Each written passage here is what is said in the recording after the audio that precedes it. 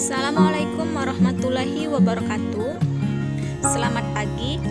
Hari ini kita masuk pada subbab 3, yaitu tentang penyusunan siklus akuntansi pada perusahaan jasa.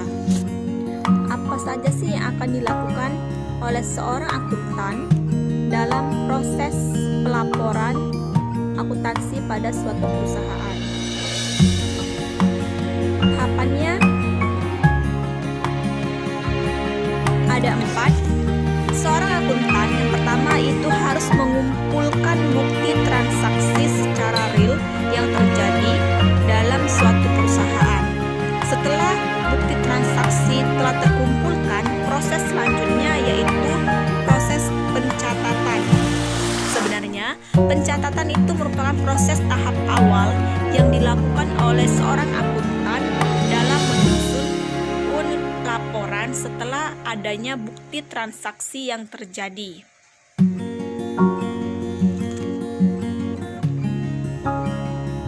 Proses pencatatan itu harus dilakukan oleh akuntan secara kronologis berdasarkan tanggal terjadinya transaksi yang ada dan dapat dilihat pada bukti transaksi yang telah terkumpul.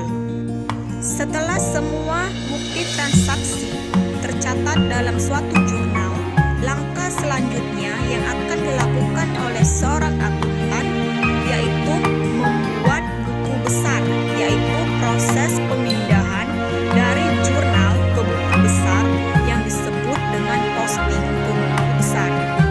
Posting di sini dimaksudkan adalah pemindah bukuan dari jurnal umum ke buku besar. Setelah proses pencatatan selesai dengan memindahkan dari jurnal umum ke buku besar, langkah selanjutnya yaitu proses pengiktisaran. Pengiktisaran ini memindahkan saldo yang ada di buku besar masing-masing akun atau perkiraan ke sebuah neraca saldo atau disebut juga dengan neraca sisa. Maksudnya di sini untuk membuat ringkasan nilai saldo setiap akun yang tercantum. Tahap pengiktisaran ini ada 3 langkah yang dilakukan oleh seorang akuntan. Yang pertama yaitu memindahkan dari buku besar ke neraca saldo.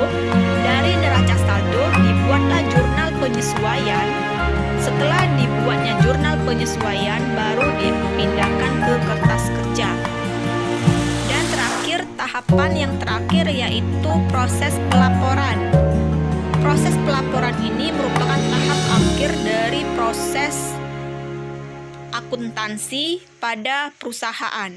Pada tahap ini, dibuatlah sebuah laporan keuangan yang terdiri dari laporan perubahan ekuitas atau modal, laporan laba rugi untuk melihat apakah perusahaan itu laba atau rugi, dan laporan posisi keuangan yang terjadi pada perusahaan tersebut. Selanjutnya yaitu karakteristik perusahaan jasa. Yang pertama, apa sih yang diperjualkan dalam perusahaan jasa? Perusahaan jasa itu hanya memberikan pelayanan kepada konsumen.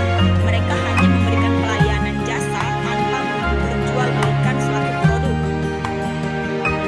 Yang kedua, apa tujuannya? Dengan adanya jasa yang diberikan kepada konsumen, artinya di setiap perusahaan itu tujuan utamanya yaitu mencari keuntungan, laba ataupun profit. Selanjutnya ada yang namanya bukti transaksi. Bukti transaksi di sini terbagi menjadi 2. Yang pertama yaitu bukti internal, artinya bukti ini terdapat dalam suatu perusahaan, berarti hanya sebuah perintah yang diberikan manajer perusahaan kepada yang bersangkutan. Disebut dengan memo.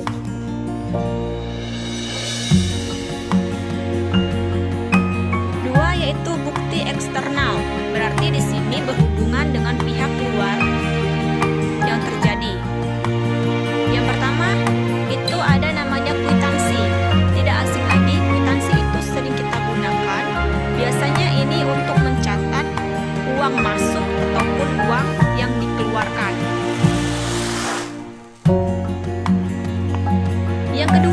namanya faktur.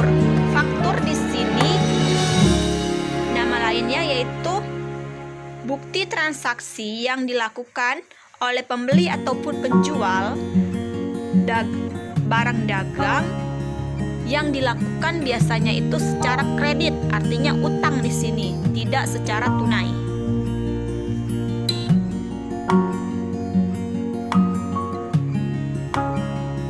Berikutnya ada namanya nota debit atau disebut juga dengan retur pembelian. Retur itu artinya pengembalian barang. Berarti di sini pengembalian barang dagang yang dilakukan oleh si pembeli. Ada namanya nota kredit, berarti kebalikan dari nota debit. Nota kredit di sini namanya retur penjualan, berarti pengembalian barang dagang yang dilakukan oleh si penjual.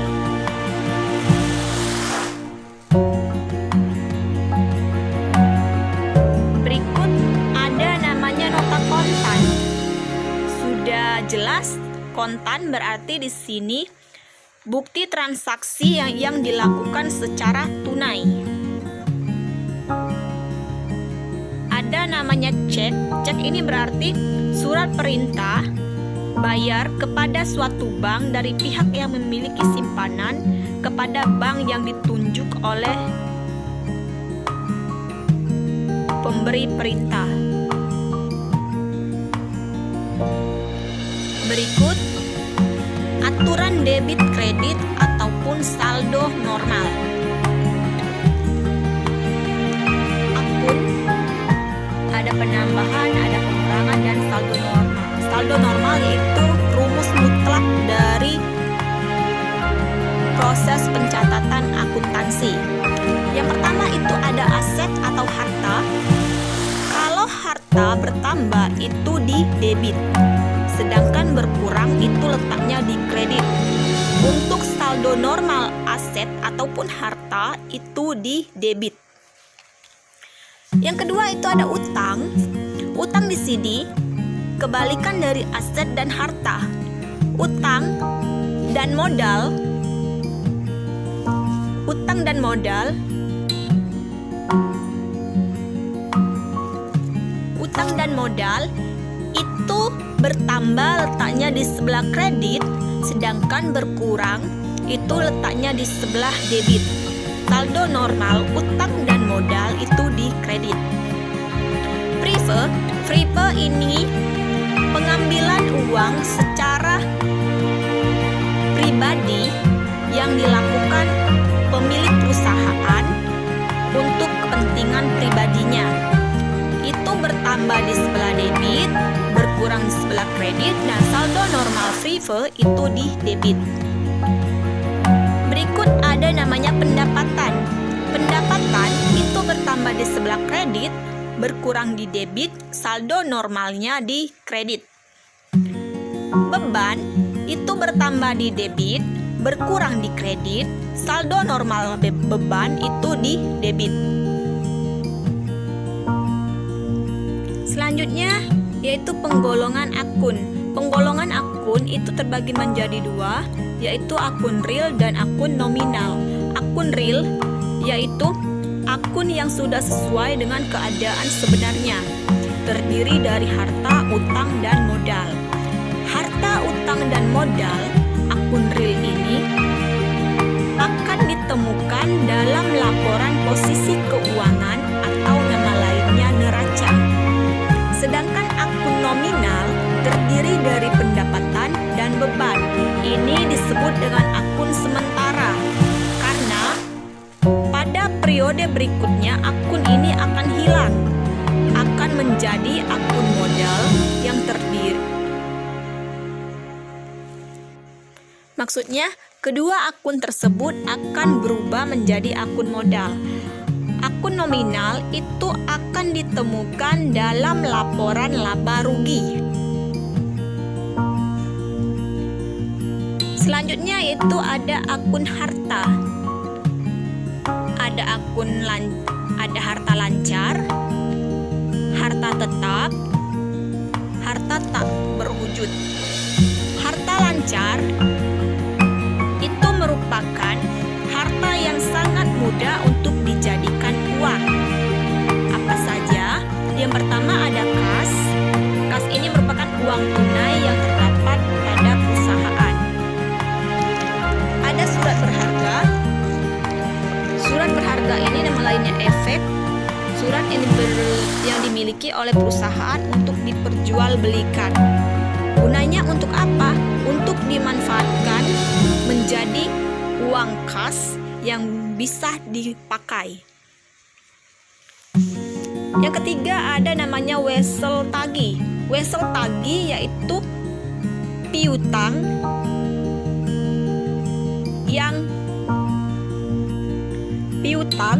yang diperkuat dengan promise atau surat perintah tagih. Keempat ada namanya piutang.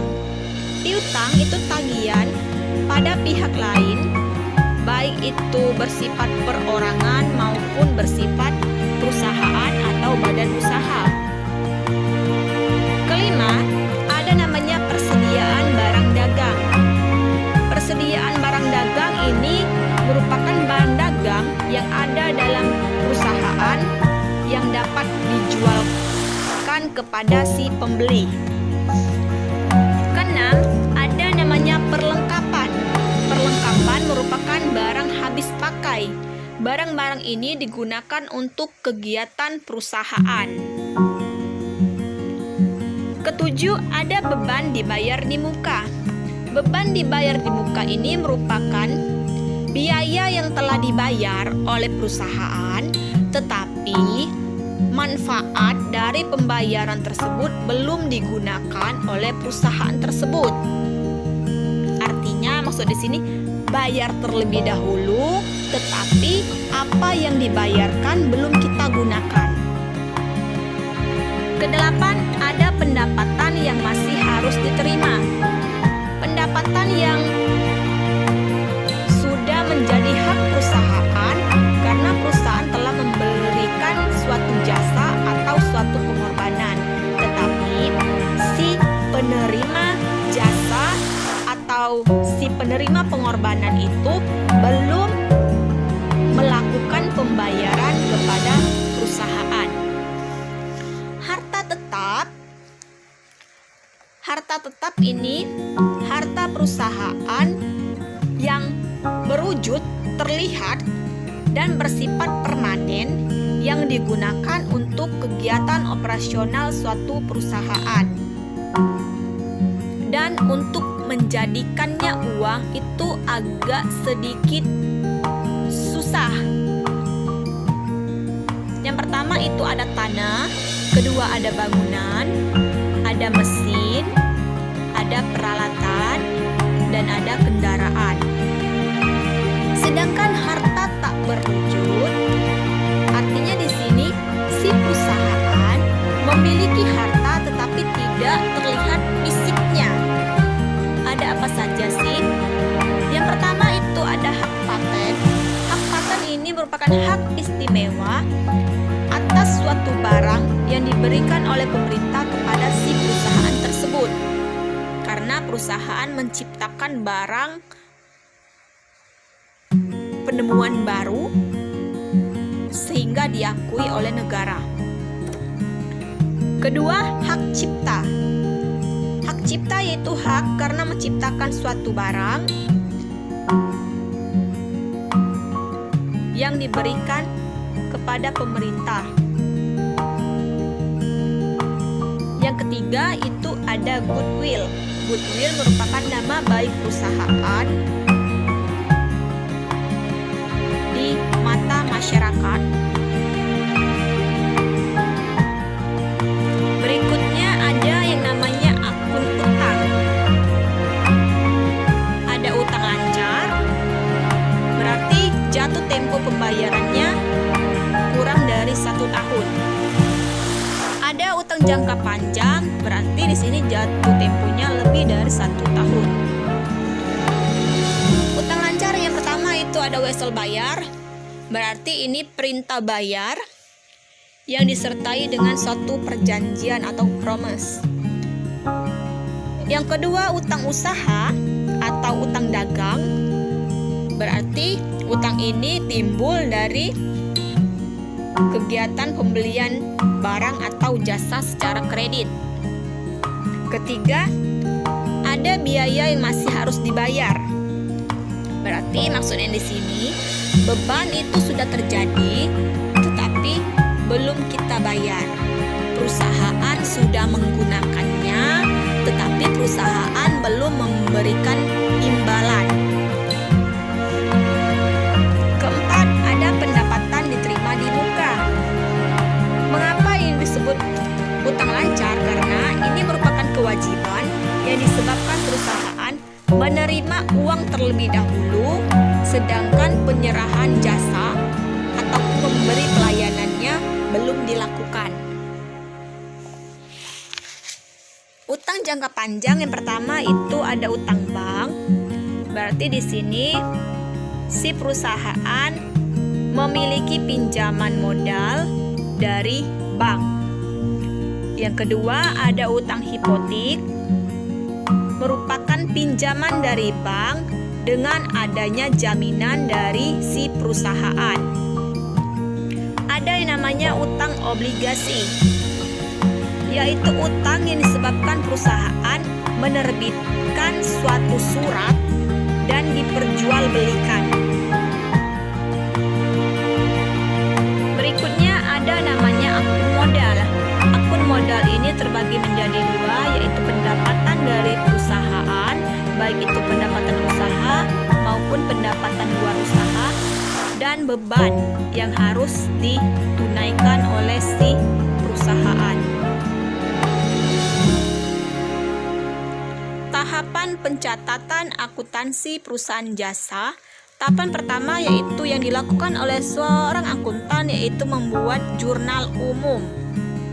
Jurnal umum ini dibuat berdasarkan bukti-bukti transaksi secara real berdasarkan tanggalnya ataupun kronologis dari transaksi-transaksi yang terjadi. Terdiri dari ada yang namanya tanggal, ada keterangan, rep ini bisa diisi atau tidak, dan biasanya rep ini diisi dengan nomor akun, ada debit dan kredit. Ini contoh itu ada di halaman 61 kegiatan 3.1, yaitu perusahaan jasa salon Nyonya Nadia yang terjadi pada awal 2015, yaitu di bulan Januari. Tanggal 1 Januari 2015, Nyonya Nadia ini melakukan investasi untuk usaha salon kecantikannya sebesar 90 juta.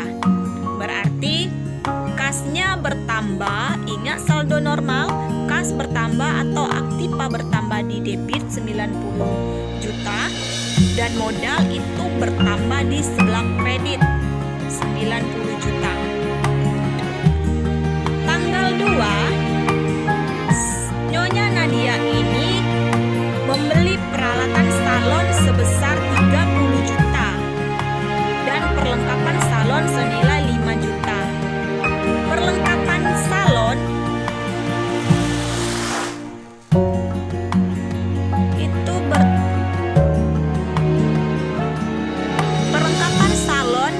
bertambah di sebelah debit 5 juta, peralatan bertambah di sebelah debit sebesar 3 juta, dan modal berkurang di sebelah kredit sebesar 35 juta.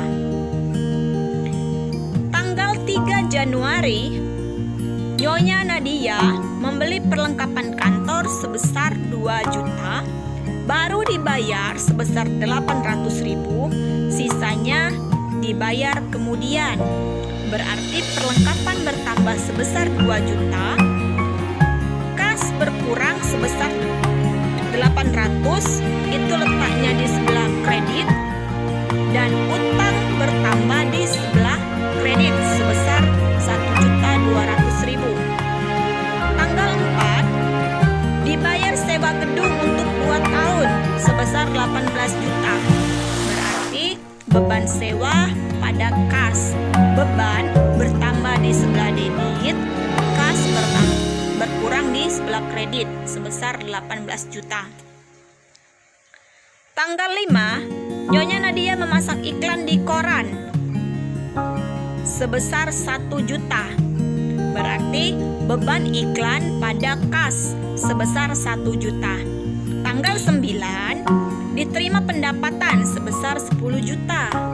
Kas bertambah, pendapatan bertambah sebesar 10 juta. Tanggal 15, Nyonya Nadia membayar gaji karyawan. Berarti beban gaji pada kas sebesar 4 juta rupiah. Tanggal 17, Nyonya Nadia menerima pendapatan jasa sebesar 15 juta. Baru diterima sebesar 5 juta, sisanya akan dibayar bulan berikutnya. Berarti kas bertambah 5 juta karena baru diterima 5 juta. Piutang sebesar 10 juta bertambah dan pendapatan sebesar 15 juta bertambah di sebelah kredit. Tanggal 20, dibayar rekening listrik dan telepon. Berarti beban rekening listrik dan telepon pada kas sebesar 2.500.000 rupiah. Hasilnya keseluruhan debit kreditnya sebesar 177.500.000 rupiah. Harus balance atau seimbang ya antara pencatatan debit dan kredit. Sekian pertemuan kita pada hari ini. Semoga apa yang telah disampaikan bermanfaat dan mudah kalian pahami. Wassalamualaikum warahmatullahi wabarakatuh.